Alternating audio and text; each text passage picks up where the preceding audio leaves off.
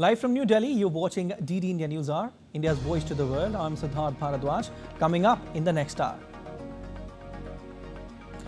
9th Raisina Dialogue begins shortly in New Delhi. Prime Minister of Greece to deliver the keynote address as chief guest.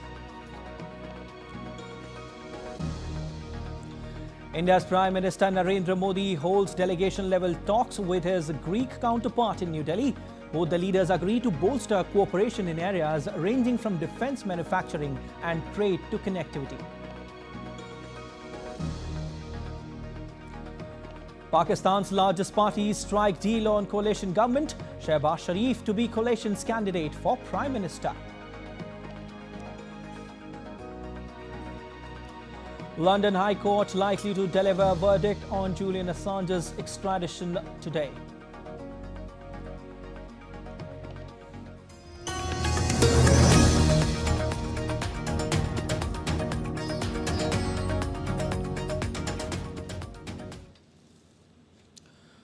While India's flagship conference on geopolitics and geostrategy to begin shortly in the capital New Delhi in a short.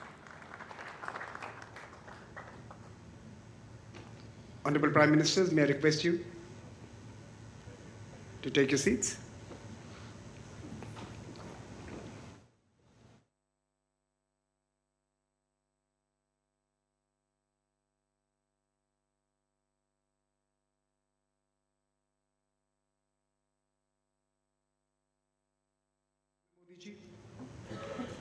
Honorable Prime Minister, His Excellency Kyriakos Mitsotakis, the External Affairs Minister of India, Dr. Jaishankar, Foreign Secretary of India, Ambassador Vinay Quatra, esteemed ministers, excellencies, friends and colleagues, a very, very warm welcome to this edition of the Raisina Dialogue.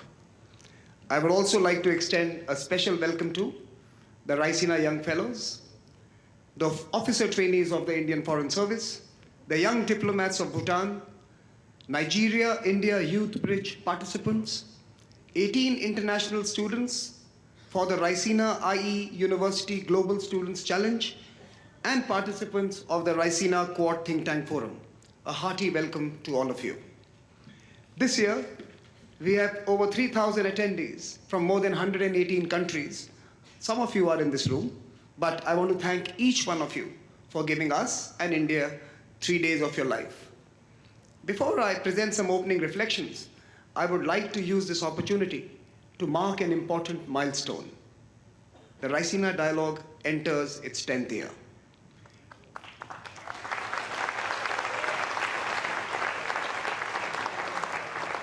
To celebrate a decade of conversations, debates, and dialogue, we are releasing a volume that chronicles a journey so far. May I request my colleagues to play a short video.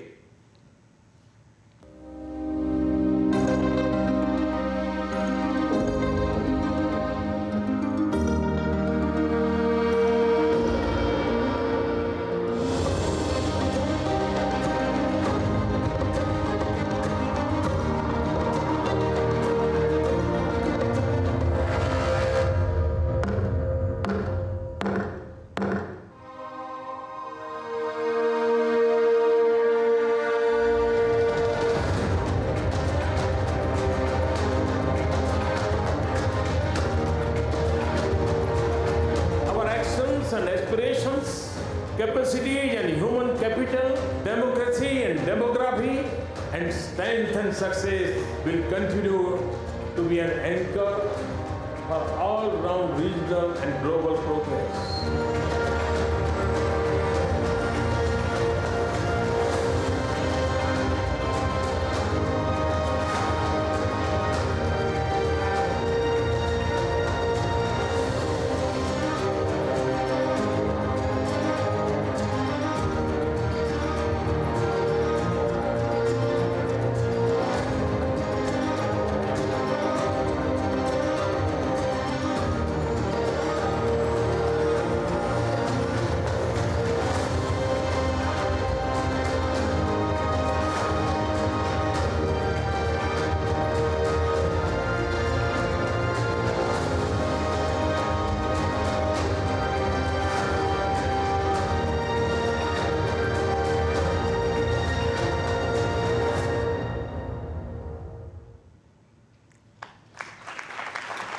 Thank you.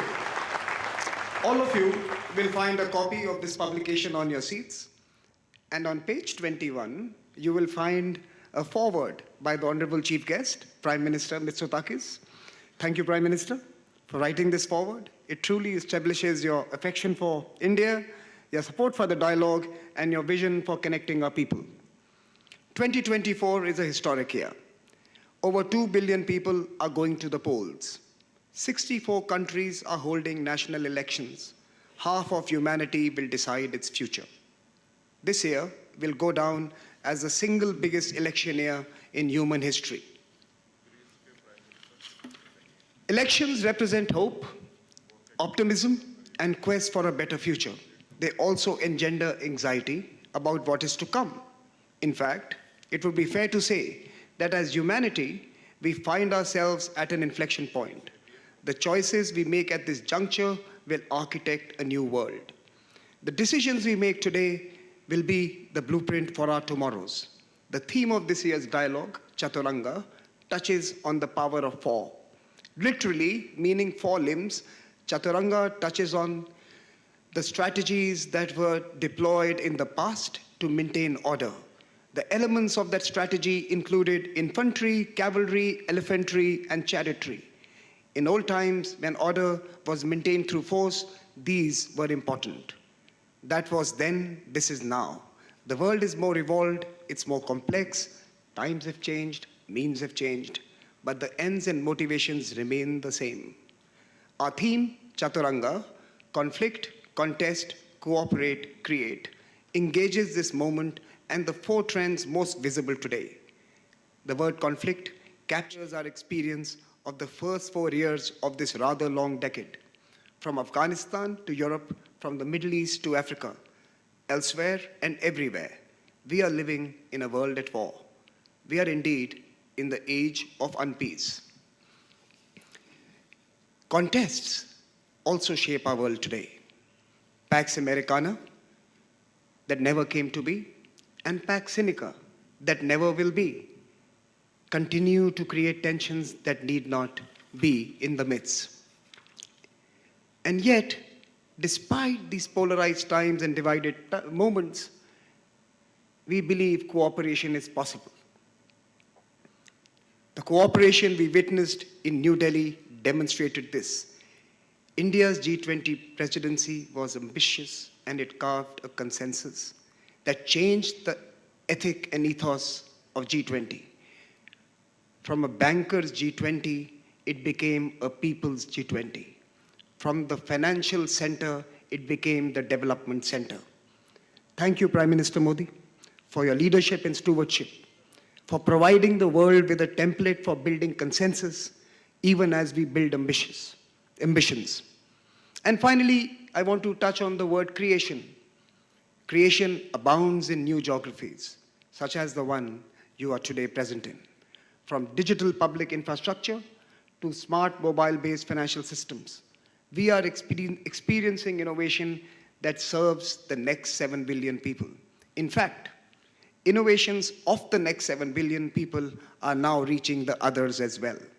Conflict, contest, cooperate, and create. These are 4 trends of our times. How do we navigate these as individuals, as communities, as countries, and as a collective? Being slightly poetic, let me just add, the old order has withered away. The new order is still in its infancy. But there is no better moment than now. We must realize that we are not being acted upon. We are the actors. Our stories are not being written for us. We are the authors. The time to despair is behind us, and this year we pose that vital question to all of us. What is the strategy of our times? What is the Chaturanga for this moment? This is the goal of this year's dialogue, to write a truly forward-looking script to ensure that the stories of tomorrow are not scripted by any single pen. And at this dialogue, we don't seek conformity, we confront reality.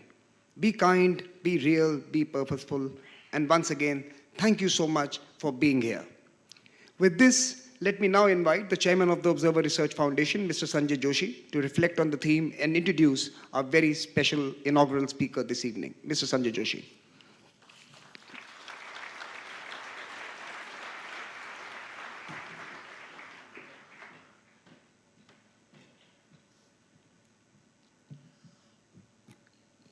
Thank you, Samir.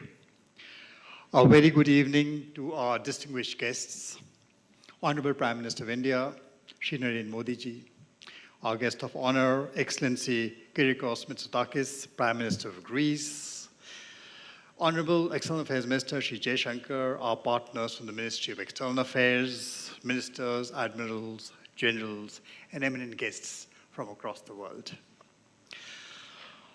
Speakers and delegates, the first quarter of the 21st century will probably go down in history as an interregnum, a period caught in the crosshairs of a transition, a time of questioning, of upheaval and discord.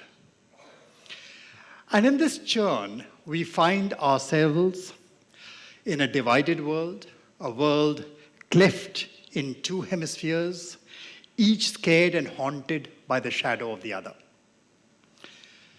Many today actually despair over the return of another dark age. The parallels are many. First, the Black Death came calling in 2020. The prosperous fenced themselves in.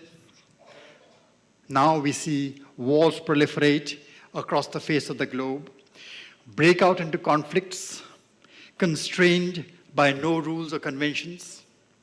Nations struggle to guard borders, while others flee to escape the horrors of conflict. New instruments of war that cut off access to finance, food, energy, information are deployed at scale. Yet, these are not the dark ages. The digital age actually is not a dark age. It is no descent into darkness. If anything, it is a case of being blinded by too much light, being rendered sightless in the hypnotic glare of our sleepless screens day and night. Hypersaturated and hyperstimulated, our ability to discriminate between is completely confounded. We can't tell between what is true and what is fake. Disinformation today spreads faster, deeper, and far wider than the truth can run. And every tweet chips away the foundations of trust. And as the majority of the world's population approaches elections this year, a fear looms.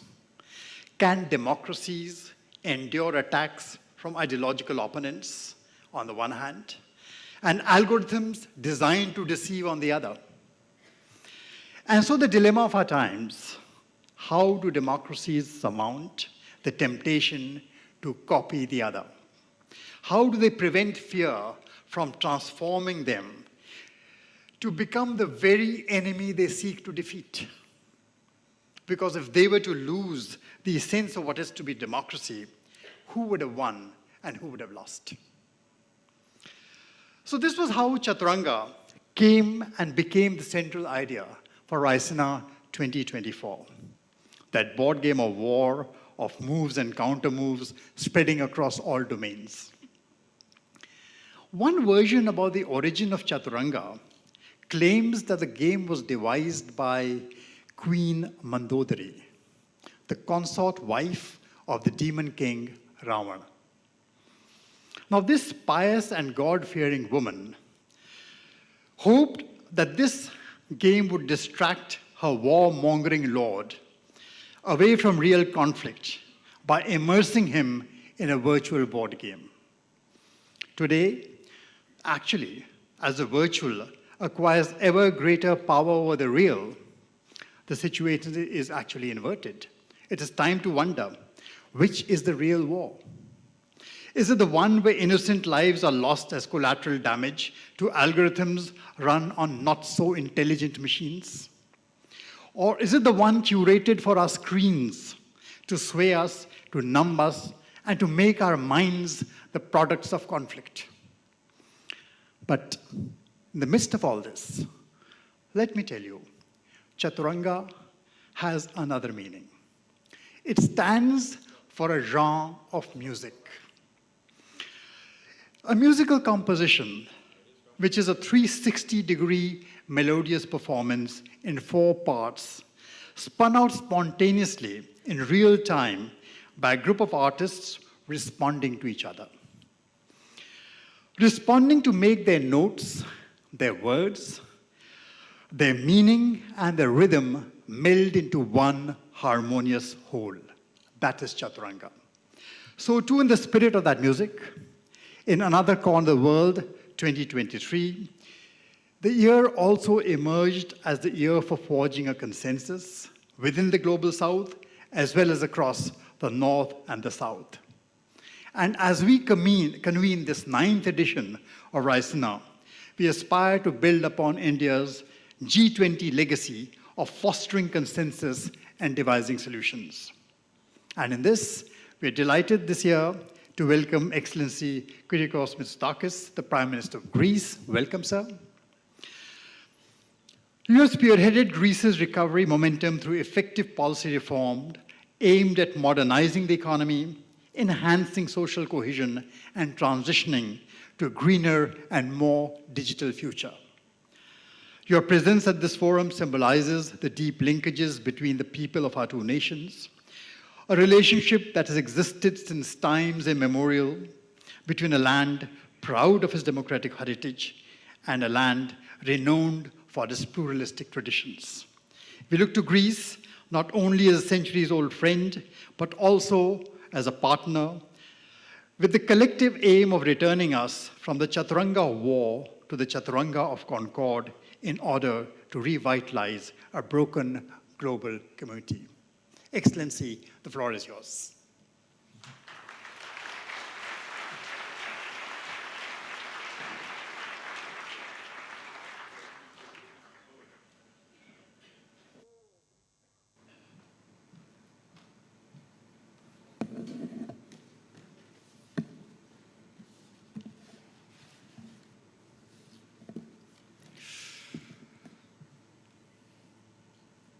Prime Minister Modi, Minister of External Affairs, dear Chairman of the Observer Research Foundation, Excellencies, distinguished guests, ladies and gentlemen, thank you first of all for this very warm welcome.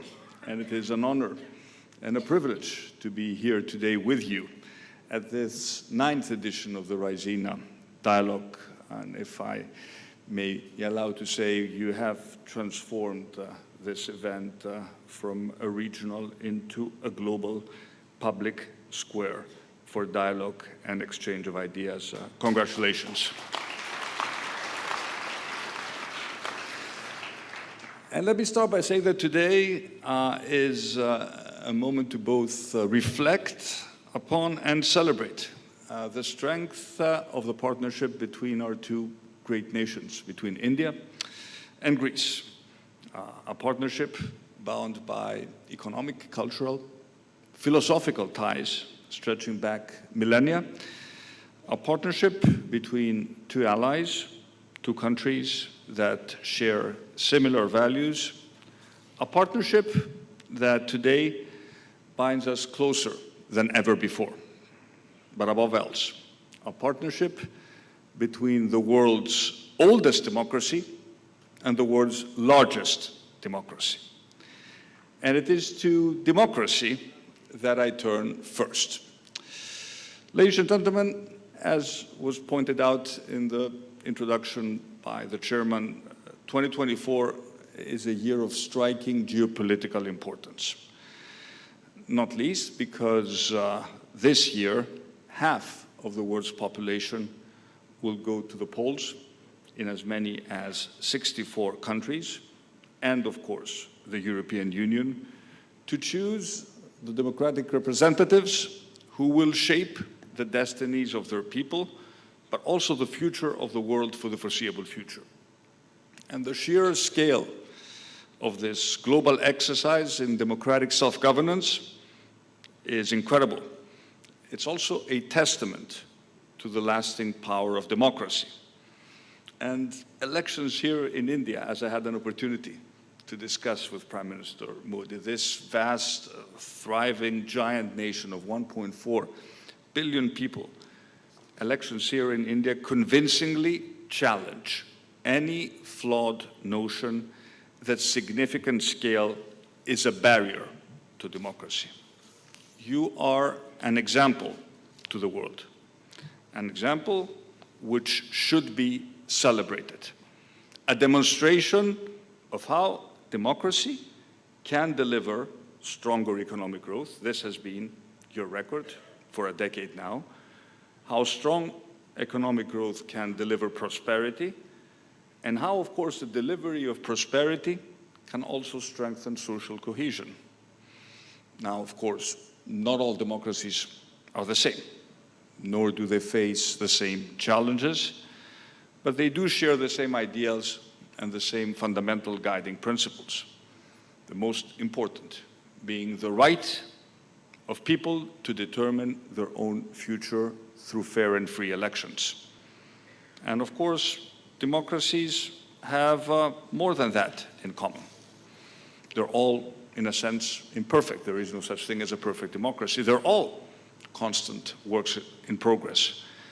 And they all, of course, face a range of unprecedented threats. And that's why I believe that this year, 2024, will be a definitional year for democracy. And we must face head-on, but also shoulder to shoulder, a demanding set of challenges. They were very well portrayed in this short video which introduced today's event, from climate change, poverty to mass migration, to war, geopolitical tensions, and both the fear and hope posed by the rapid emergence of artificial intelligence. All of which helps to explain why, when back in August, Prime Minister Modi was kind enough to suggest that I visit India and give this keynote address, I did not hesitate. In a year as important as this one, the themes at the heart of this dialogue around regulation, innovation, multilateralism, peace and security, prosperity, the issue, defense of democracy, I will come back to this issue in a bit, matter more than ever. Ladies and gentlemen, today India is a great power on the world stage, an important ally in the pursuit of peace and security, a rising force at the heart of the G20, and a leading player in the fight against climate change. India's status is reflected in the strategic relations that the European Union enjoys with India. President Ursula von der Leyen was at this stage 2 years ago at the Raisina Dialogue, and she said, for the European Union, strengthening and energizing the partnership with India is a priority in this upcoming debate. I would dare Prime Minister Modi to go further. Strengthening our partnership with India, and I'm speaking about Europe, should be a cornerstone of Europe's foreign policy. And this is certainly true for my country.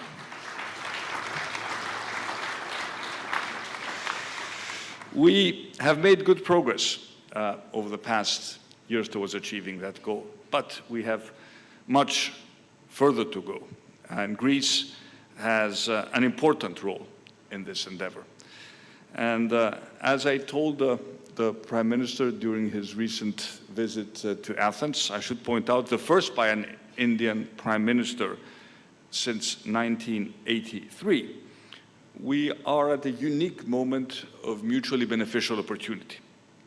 One in which Greece, given its geographic, cultural, and strategic proximity, can act as an interlocutor between India and Europe, and I would dare to go even wider lens, between the global north and the global south, and indeed between the east and the west. Since ancient times, Greece's position at a physical and cultural crossroads means that it has always been a corridor for exchange in goods, in knowledge, and in wisdom. Today, Greece has excellent relations with all countries in the Middle East, the Gulf countries, and is uniquely placed as a connector between the Mediterranean Sea and the Indo-Pacific. It presents so much opportunity for both our countries.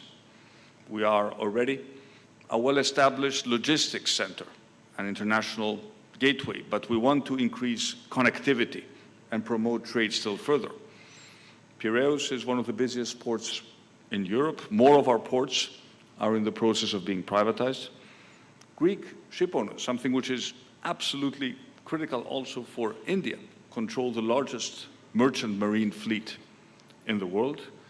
And beyond the flow of goods, we are pursuing new corridors for data and energy. And the emergence of groundbreaking projects like IMEC, the India, Middle East, Europe corridor, hold great promise to supercharge connectivity between India, the growth economies of the Middle East, and Europe. One has just to look at the map to realize that Greece is sitting right in the center of this new corridor. And to our friends in India, I say, we are your natural doorstep to Europe and beyond. And the war in Gaza and the turmoil in the Middle East is undoubtedly destabilizing. But it does not undermine the profound, the powerful logic behind IMEC, nor should it weaken our resolve to work tirelessly towards materializing it. Instead, I would argue it gives us even more reasons to promote peace, given that IMEC at its heart is also a peace project, which can bring about stability and prosperity for all participating countries. Countries which are at war don't trade with each other. The Indo-Pacific region is a major focus for the European Union's global policy.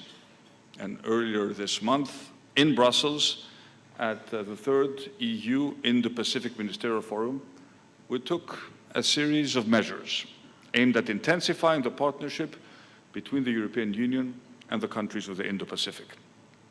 Our two regions are increasingly connected because we face the same challenges, but we also share the same interests, promoting peace, prosperity, stability, and of course, climate and environmental resilience. Dear Prime Minister, dear friends, recognizing the strategic importance of the role India plays in this evolving new order is fundamental. And the relationship between India and Greece, as we had an opportunity to reconfirm in our very fruitful bilateral discussions today, is one based on respect, on friendship, on values, but also on the mutual will to see our people progress and prosper. And while obviously not all challenges are the same, the way we meet these challenges often is. The scale may be vastly different, but I see a lot of similarities in the way our two countries have implemented an ambitious reform agenda.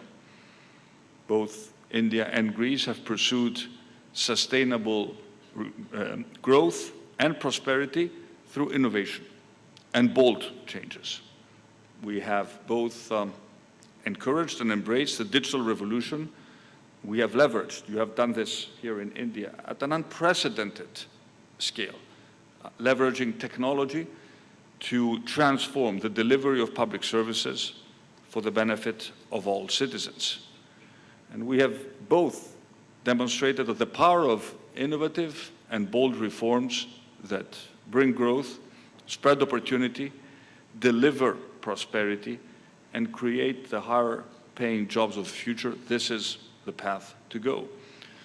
And I believe that my country's, Greece's, recent story of rapid change matters also to a country like India, and by extension to what that change means for Indian investment in Greece and the European Union.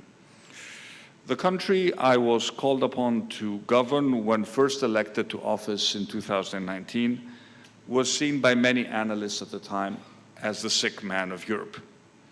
Between 2015 and 2019, populism had promised much, delivered nothing, and left Greece teetering on the edge. And effective policy making has changed that, and it has transformed Greece's prospects. First, growth-oriented policies, but always underpinned by fiscal responsibility.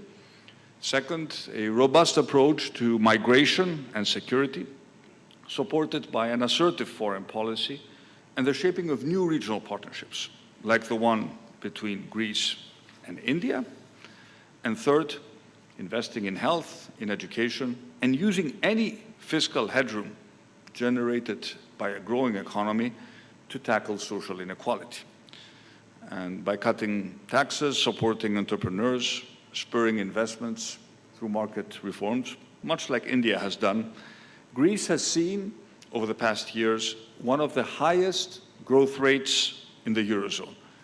And we have witnessed the fastest reduction of debt to GDP ratio of any European country. Credit ratings have credit rating agencies have returned Greek debt to investment grade, and The Economist voted us Country of the Year for 2023.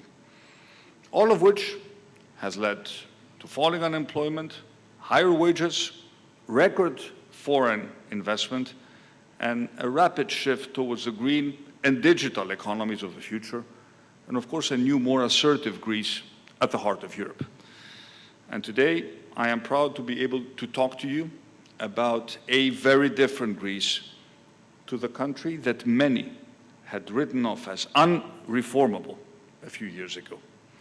And the confident Greece of today not only wants to be an integral part of region-to-region partnerships, but also knows it can be the new gateway to Europe for India's businesses, its entrepreneurs, its wealth creators. This is why 6 months ago we elevated our strategic ties through the India-Greece Strategic Partnership. India is the world's fastest big economy. Greece has over the past years enjoyed some of the fastest growth rates of any European country. Mutual investment is a major goal of our bilateral relations. And I'm pleased to say that we already have a number of significant Greek investments here in India in many sectors, including food processing, led by one of our leading companies, Chipita, and infrastructure, maritime and air transport, logistics. One of our leading banks, Eurobank, is establishing its first office in India. But India is already investing heavily in Greece's infrastructure, including the construction of the new airport by GMR on my home island of Crete. Indian-owned Swiss Group has invested in a number of Greek agri-food businesses, and Accord, a European subsidiary of Intas Pharmaceuticals, has recently invested in a factory close to Athens. The volume of our bilateral trade is on an upward trend, but we have agreed with Prime Minister Modi that we need to do much more, and we need to set a target to double it by 2030. It has great potential for future growth. In tourism, we have only scrapped the surface of what we can do together as a new emerging Indian middle class will start to travel and discover the world. What better natural destination than Greece, given the cultural affinities between our two people? So I do believe that we can do much more, which is why the business delegation, the business leaders who have accompanied me to Greece, include nearly 100 leaders of some of Greece's biggest companies, but also for some of its most dynamic and fastest growing small and medium-sized enterprises. And from Delhi, I will be traveling tomorrow to Mumbai, and my delegation will continue to Bangalore with a simple message. Greece is growing like never before, and to Indian businesses, we say, please join us on that journey. Ladies and gentlemen, I touched a little earlier on the growing importance of the role of India on the international stage. It is the leading democracy in the global south. And Prime Minister of the world is looking to you like never before when it comes to shaping the direction of the global debate and addressing the great challenges that we face. India is now often regarded, and rightly so, as a consensus builder and as a voice of reason in an increasingly polarized world. And we too often forget that the raison d'etre, the real reason why the international system was created in the first place, was simple because nations large and small recognized that their true interest lay ultimately not in antagonism and in conflict, but in partnership and cooperation. And we cannot afford to overlook the cost of conflict and the human tragedy and suffering it unleashes.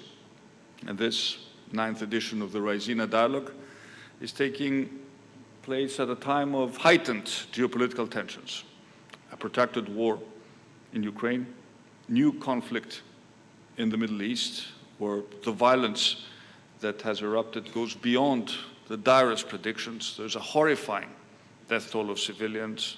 There's a risk of regional destabilization. There's no clear path at the moment, at least, to a sustainable de-escalation. As for the war in Ukraine, the unthinkable has happened. A war in the European heartland. It is still raging on with devastating consequences. 2 years, almost to the date, since Russia attacked Ukraine. And I understand that countries that belong to the global south see this frequently as a European war. And I hear all too often that we Europeans do apply double standards, focusing on Ukraine at the expense of wars and crises in the rest of the world. And maybe there is truth in that allegation. But I would like to make the point here in Delhi that Ukraine is much more than a local war on European soil. It is a brutal challenge to international stability and the international rules-based order that India has supported and has every interest in maintaining. And I think we all have a responsibility to use the power we have on the international stage. And none of us can afford to sit on the sidelines. And I'm convinced that on Ukraine, India has an important role to play. It has a voice that should be heard. Our common humanity and interconnectedness are inescapable. To draw from the Hindu scriptures that put it so powerfully, the world is one family. And sacred Sanskrit wisdom that resonates loud and clear today. And that brings me to the existential threat that climate change poses to our fragile planet and all the life that inhabits it. Greece, like India, we discussed this today with the Prime Minister, has already witnessed and suffered the consequences. The climate crisis is here. It's not something that will happen in the future.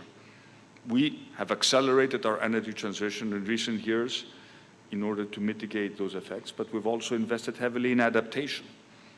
In Greece, we now generate half of our electricity from solar and wind. It is one of the highest percentages in the world. And this transition has brought us cleaner air, it has brought us cheaper energy, it has brought us less dependence on imported energy, and of course greater security from external shocks. But we also know that climate ambition must be based on what is fair and on what is realistic. And each country will forge its own path towards net zero in light with the twin imperatives of energy security and affordability. And the Green Development Pact, Prime Minister Modi, was a major step forward under India's G20 presidency. And it was an important bridge between the global south and the north, providing pathways for nations in this critical journey towards achieving energy, climate, environmental, and disaster resilience-related objectives. And at COP28, we demonstrated that it is possible at the global scale to come to some agreement and to make progress. At the same time, it is evident that we do need to do much more and put our pledges into practice with the utmost energy. Ladies and gentlemen, India and Greece, Greece and India have something else in common.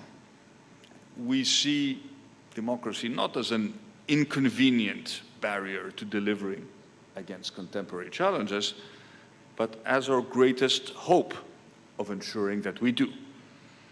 And democracy, as was established 2,500 years ago in ancient Athens, is rooted in the conviction that society functions best when all its citizens are equal and have the right to share in the running of the state.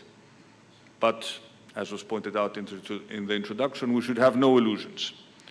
Democracy is vulnerable, and it is facing profound threats. And those who detest our democratic values have one big advantage. They are not bound by those values. And we must be alert to the emerging challenges and adaptable enough to address them with real solutions. We must, if necessary, own up to our own mistakes, but above all, we must listen to each other with mutual respect without preaching or exhibiting any sense of moral superiority.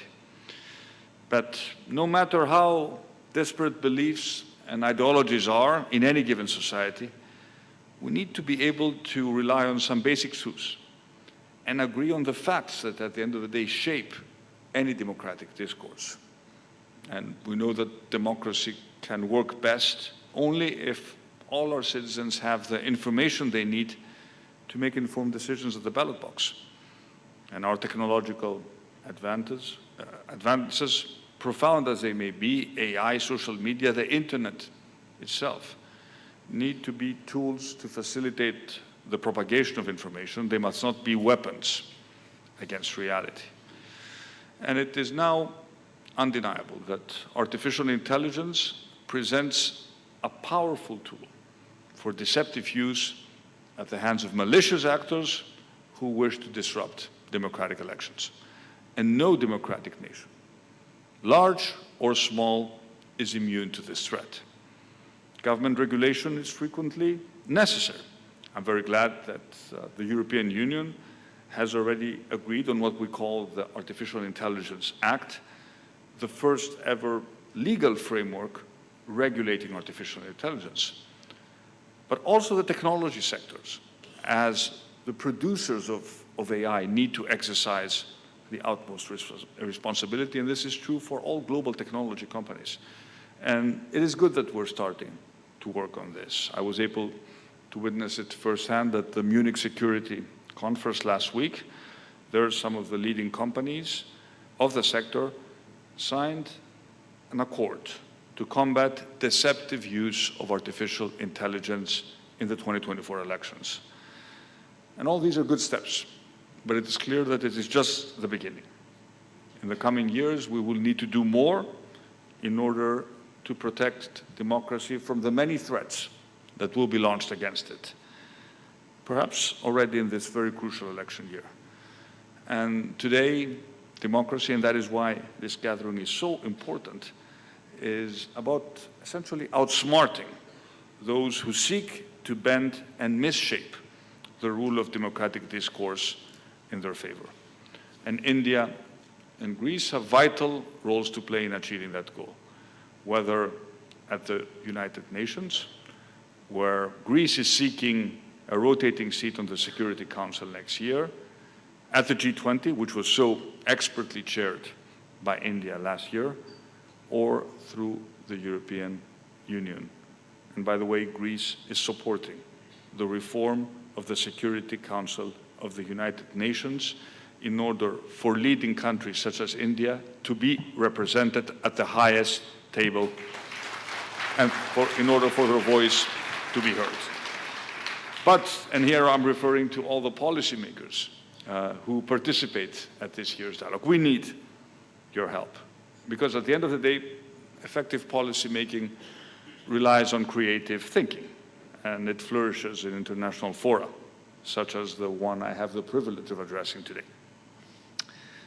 Prime Minister Modi, Minister Jaishankar, ladies and gentlemen, as I conclude, it is worth reflecting on the fact that while Greece and India discovered democracy and certainly each other a long time ago, it is today that they're discovering each other again. And the success of this cooperation is based on a very simple premise. We both believe in the virtues of discussion and debate. After all, ancient civilizations encouraged this debate and this cross-fertilization of ideas. And there's a lot. We talk a lot about artificial intelligence, but there's also a lot to be learned by the ancestral intelligence which is hidden in our ancient civilizations. And we recognize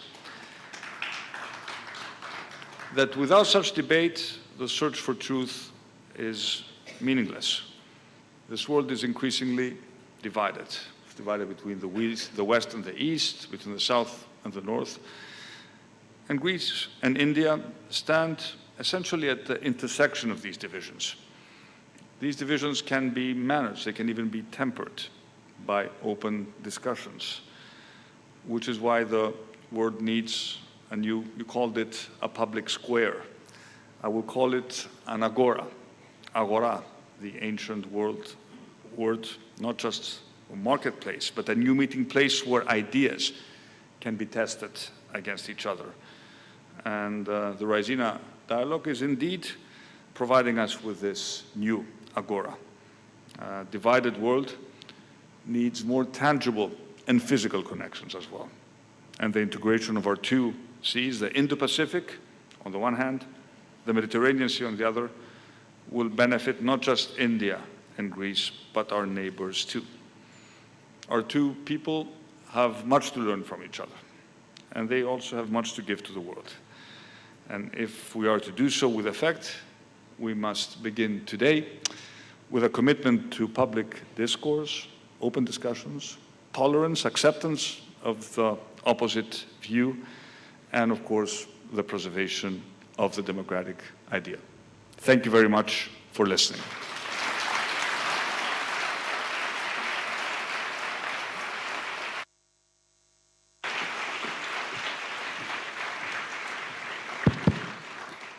Thank you, Honorable Prime Minister, for that wonderful address. I take back at least two words with me: ancestral intelligence. I think that's something we should all be focusing on. I think there's a merit to that. But I also saw a hint of an invitation for a Raisina Agora on the Mediterranean in Greece. And I take you up on that invitation. But let me now invite the Honorable Foreign Minister of India, Dr. S. Jaishankar, to propose a vote of thanks.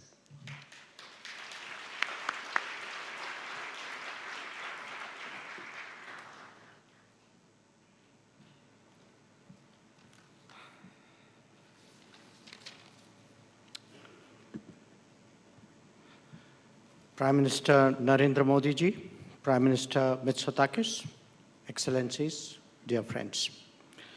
It's my privilege to give the vote of thanks that will conclude the Raisina Dialogue's inaugural event this evening. First and foremost, we thank the chief guest, the Prime Minister of Greece and his wife, for joining us today. Our collective appreciation to Prime Minister Mitsotakis for what I'm confident all of you will agree was a truly inspirational and thought-provoking address. His message of democracies that deliver resonates strongly, particularly now, particularly here. Prime Minister Modi's presence amongst us, as always, is a reminder of India's growing engagement with the world, especially in the last decade. He has shown us why it is as important to listen and reflect as it is to articulate and express. This event takes place at the end of a day which has seen the intensification of the strategic partnership between India and Greece established during Prime Minister Modi's visit in 2023. As two civilizational states, our countries have a particular responsibility to contribute to the evolution of the contemporary global order. We both, naturally, tend to take a long view of challenges and a considered one of opportunities. In the flow of history, connectivity has always played a crucial role. It is only to be expected that the talks between the two prime ministers today focused on enhancing the linkage between two global economic centers, India and Europe. The IMEC corridor, as Prime Minister Mitsotakis pointed out, holds particular importance in this regard. As India deepens its footprint abroad, Greece has emerged as a favorable destination. Our pharmaceutical industry, our agro-business, and aviation are already established there, and the Prime Minister in his address mentioned growing Greek investment and interest in India. We expect that a mobility agreement will bring us even closer. Raisina is good for business as well. Ladies and gentlemen, India's growing interest in the Mediterranean region is an important facet of our steady rise. The India-Greece partnership can surely serve as an anchor. Raisina Dialogue, as a made-in-India version of a global public square, has become what it is due to all of you. I thank you all for that. Please keep coming. Please keep talking. Please keep contributing. To Team Raisina and Team MEA, a special word of acknowledgement and encouragement. You have made all this possible. Please remain ambitious and keep challenging yourself even as you challenge others. Finally, let me recognize the Raisina Chronicles as we near the first decade. It captures what we have achieved, but more importantly, indicates the promise ahead. Once again, thank you all, and a very good evening.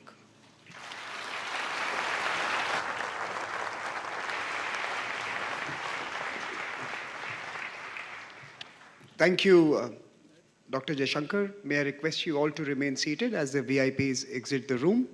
My colleague Shubh will take this mic and will guide you through the next steps post the exit of the VIPs. But I'll request you all to remain seated.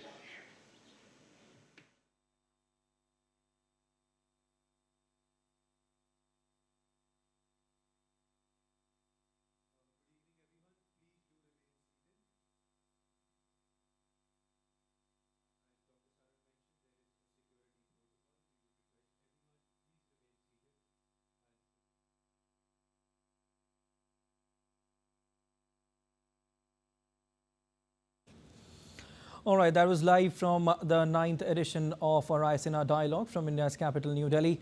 While speaking at the event, Prime Minister of Greece, Kyriakos Mitsotakis, said that India is a leading player in the fight against climate change. He also said that strengthening partnership with India should be cornerstone of Europe's foreign policy, and Greece will play an important role in that.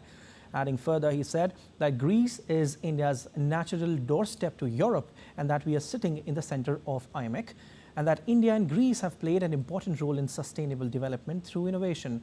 He also said that mutual investment is a major goal of our bilateral relationship. He said India is a consensus builder and voice of reason in an increasing polarized world. He further said that Indo-Pacific and Mediterranean ties will not only benefit the two nations but also neighboring countries, and that India and Greece's strength of partnership is bound by economic, cultural and philosophical ties forged a millennia ago.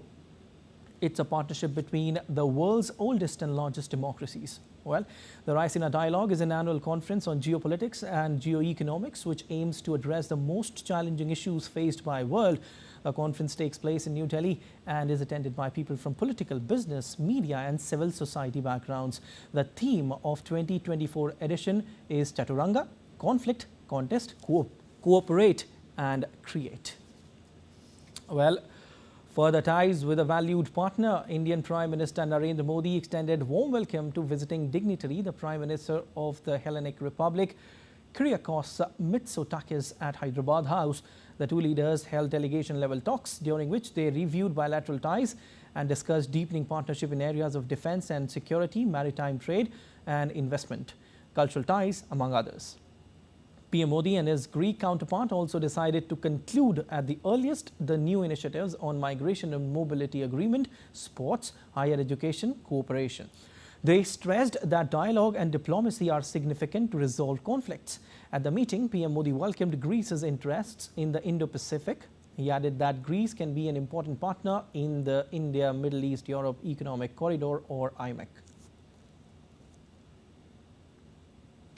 Well, following the bilateral talks, India's Prime Minister Narendra Modi and his Greek counterpart gave a joint statement. PM Modi said that both sides are working towards strengthening the relations further, especially in defense sector. He added that both the countries have similar concerns regarding the challenge of terrorism. Bharat में defence manufacturing में को production और को development के नए अवसर बन रहे हैं, जो दोनों देशों के लिए लाभदायक हो सकते हैं। हमने दोनों देशों के रक्षा उद्योगों को आपस में जोड़ने पर सहमति जताई है। आतंकवाद के खिलाफ लड़ाई में भारत और ग्रीस की चिंताएं और प्राथमिकताएं समान है। हमने इस क्षेत्र में अपने सहयोग को और अधिक मजबूत करने पर विस्तार पूर्वक चर्चा की। All right, and later both the Prime Ministers talked about solving international disputes through diplomacy and dialogue. PM Modi welcomed Greece's active participation and a positive role in the Indo-Pacific, while his Greek counterpart underlined India's key role in these efforts. सहमत है कि सभी विवादों और तनावों का समाधान dialogue और डिप्लोमेसी के माध्यम से ही किया जाना चाहिए। हम इंडो पैसिफिक में ग्रीस की सक्रिय भागीदारी और सकारात्मक भूमिका का स्वागत करते हैं। यह खुशी का विषय है कि ग्रीस ने इंडो पैसिफिक ओशन इनिशिएटिव से जुड़ने का निर्णय लिया है।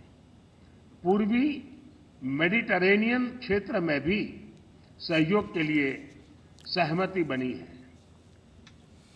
All right, and that's all for this edition of DD India News Hour. But let us know your thoughts on the news of the day. You can connect with us on Facebook, X formerly known as Twitter, and Instagram. We'll be back with more news as it breaks here on DD India. I'm Siddharth Bharadwaj from all of us here in Delhi. Thanks for watching DD India News Hour.